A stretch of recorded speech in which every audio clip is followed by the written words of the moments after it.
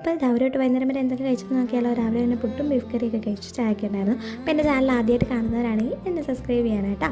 അപ്പോൾ അതെല്ലാം കഴിഞ്ഞിട്ട് ഞാൻ ഉച്ചയ്ക്ക് അപ്പം ബിരിയാണി കഴിച്ചു കേട്ടോ. പുറത്തുനിന്നായിരുന്നു ബിരിയാണി.